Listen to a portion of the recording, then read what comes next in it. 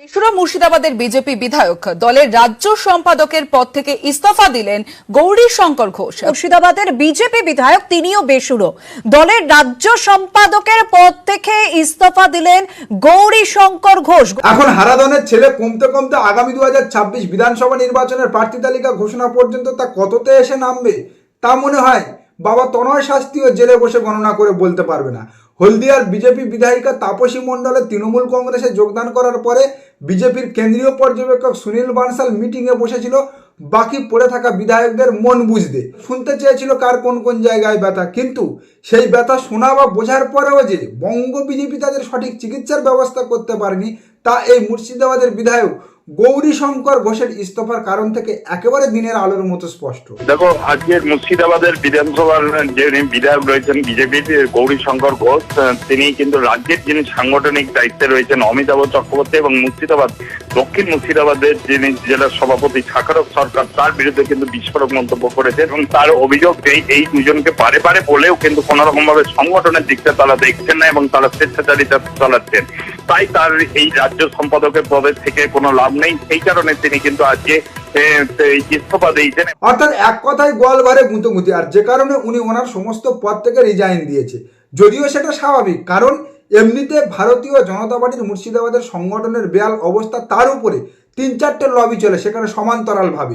আর এই গৌরী শঙ্কর ঘোষ ইনি কেবলমাত্র 2021 বিধানসভা নির্বাচনে জিতে গিয়েছিল তৃণমূল কংগ্রেসের দুর্বল ক্যান্ডিডেট সায়নী সিংহ রায়কে প্রার্থী করার কারণে।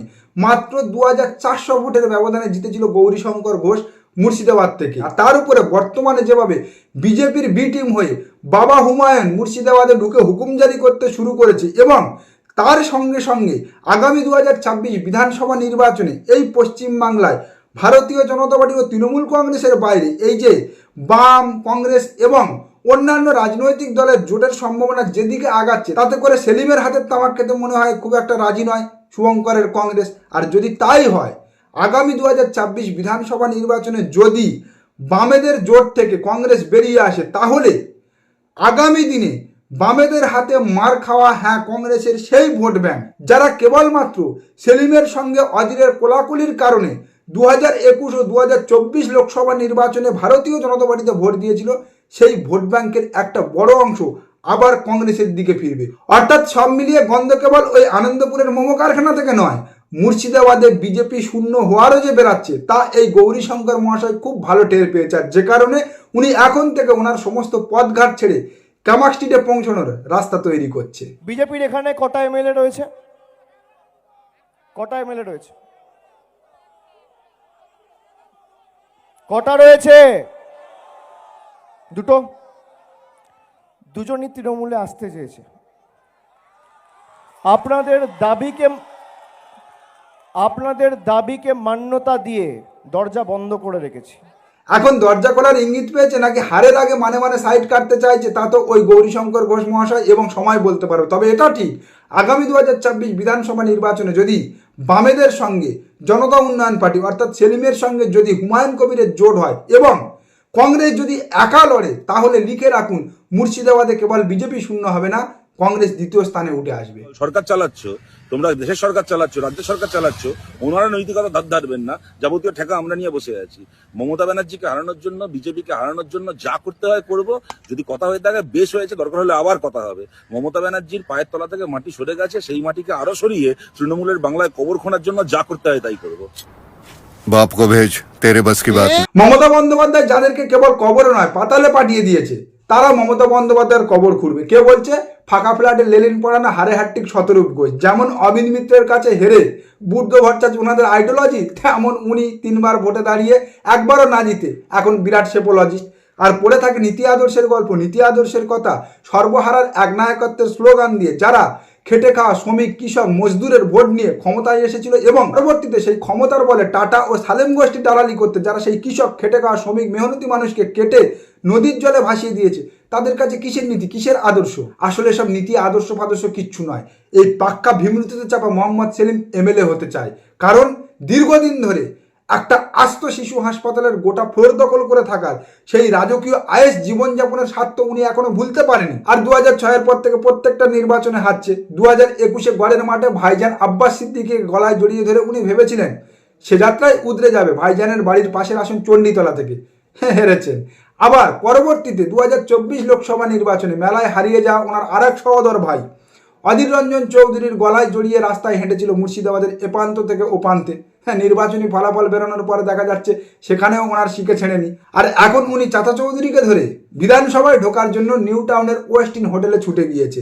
যখন ধরা পড়ে গিয়েছে তখন বলছে আমি তরকারি নিজে চেখে দেখতে এসেছি। আল্লাহ কারোর মুখে ঝাল খায় না মোহাম্মদ সেলিম। আমি সরাসরি test of pudding is eating, আমি একটু চেখে দেখি আসলে ও কি চাইছে। कैसा लगा मेरा मजाक?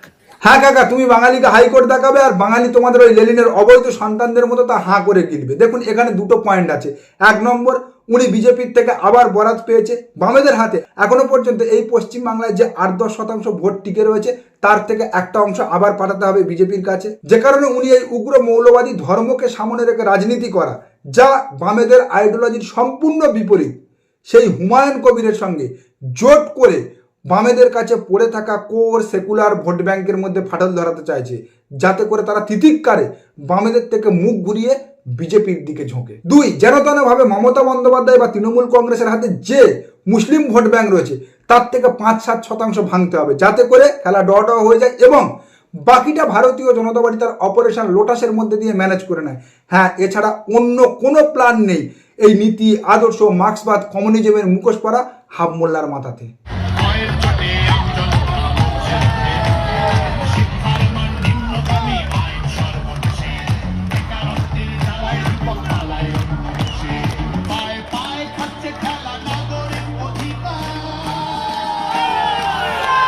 হ্যাঁ, এটাই আজ বিরোধী দলনেতার আনন্দপুর দুর্ঘটনার শোক প্রতিবাদ মিছিল।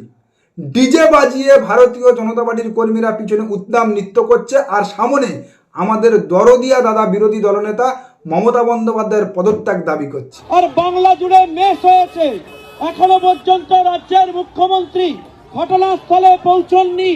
আমরা সরাসরি অবিলম্বে রাজ্যের মুখ্যমন্ত্রী এবং দমকল মন্ত্রীর পদত্যাগ দাবি করছি। একটা দুটো নয়, 21টা তরতাজা প্রাণ চলে গিয়েছে এই আনন্দপুরের অগ্নিদগ্ধ ঘটনায় এবং দিন প্রতিদিন সেই সংখ্যাটা বাড়ছে। প্রতিদিন একটা না একটা করে দেহাংশ উঠে আসছে সেই ছাই ভস্যের মধ্যে থেকে। আর এই উন্মাদের দল নৃত্য করে শোক জ্ঞাপন মিছিল করছে। ভাবতে পারেন, বারবার আমি আপনাদের বলি না, অশিক্ষিত উন্মাদ বর্বর ছাড়া কেউ এই ভারতীয় জনতা পার্টি নামক রাজনৈতিক দলটা করতে পারে না। কোনো সুস্থ শিক্ষিত ভদ্র বাঙালি না এই রাজনৈতিক দলটা করতে পারে না। আজকের আপনারা তার উদাহরণ হাতে নাতে পেয়ে গেলেন। এদের কেবল একটাই কাজ, বাংলার বদনাম করা, বাঙালির বদনাম করা, আর তা দিয়ে এই গুজরাটি বেনিয়াদের কাছে নিজেদের মার্কস বাড়িয়ে বড় নেতার পদ হাসিল করা। উনি সব সময় এসব কথাবার্তা বলেন, ওনার কথার বেশি উত্তর দেওয়ার কোনো কন্ট্রিবিউশন নেই। যাদের কন্ট্রিবিউশন নেই বাংলাকে এগিয়ে নিয়ে যাওয়ার ক্ষেত্রে বাংলার মানুষের প্রতি, তাদের এসব কথার উত্তর দেওয়া হবে না। নমুনা হাতে নাতে অমর্ত্য সেনের কোনো অবদান নেই এই বাংলাতে। হ্যাঁ, ওনার দুই বেনিয়া বাপের অবদান রয়েছে। মাঝে মাঝে আমি ভাবি, সত্যি কি এই মানুষটার শরীরে বাঙালির রক্ত আছে? না হলে যে মানুষটা কেবলমাত্র বাঙালির নয়, দেশের মুখ উজ্জ্বল করেছে বিশ্ব দরবারে, নোবেল পুরস্কার জিতে, সেই মানুষটা সম্পর্কে এমন বক্তব্য, এমন মন্তব্য করে কোন মুখে?